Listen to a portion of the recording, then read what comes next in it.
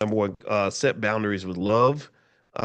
You can't pour into an empty cup. So that means that your self-care plan should not include everybody except you. Right? You can't do a self. Some of y'all got self-care plans where you care about everybody else, but you forget about yourself. You sacrifice yourself at the expense of other people. And while that's quite noble, it's very unhealthy, not just for you, but it's unhealthy for the people that you're supporting, because if you are always taking care of other people and not taking care of yourself, then eventually when you die, all those people are going to be left untaken care of. When my father got sick before my mother, and my mother was taking care of my father. And I remember asking my mother, I said, "How are you doing? Are you okay?" Because a lot of times everybody's so concerned about the sick person, nobody is asking about the caregiver.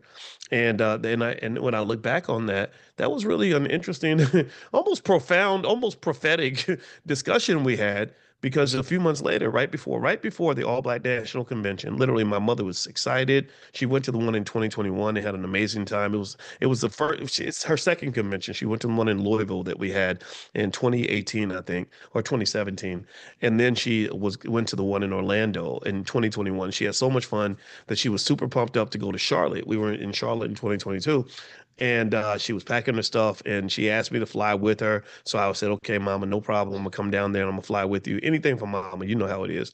I'm a mama's boy. And I'm very proud of that." And so right before it happened, though, I got a call because basically she was constipated, or she thought she was just constipated and thought it was just like a laxative, something that kind of thing. And it turned out to be colon cancer, and so she had to be rushed into surgery, and it just. From that point, everything just kind of went downhill. From that point, it was a slow decline to the inevitable, which happened Christmas Eve, right?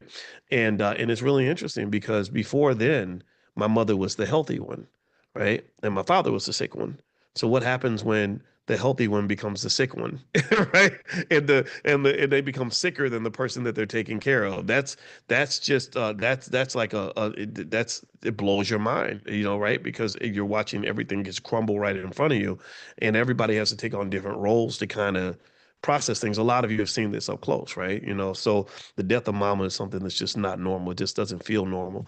But anyway, the point of that is to say that generally speaking, I would encourage everybody who takes care of other people, um, be just a little bit more selfish about that, right? Just keep taking care of other people. Like I take care of a lot of people, but what I learned to really commit to is that there's times where it's time to take care of boys.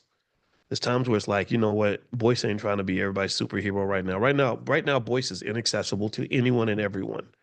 And I mean that means I'm going somewhere because I got to recharge my batteries. Y'all want Superman? He got to go in the phone booth and put his cape on, right? He needs to go, he needs, whatever it is, right? But I enjoy that role. I don't mind being a CEO and being responsible for a bunch of people that where I pay their bill, not pay their bills, but you pay them, right? And they're able to pay bills at that.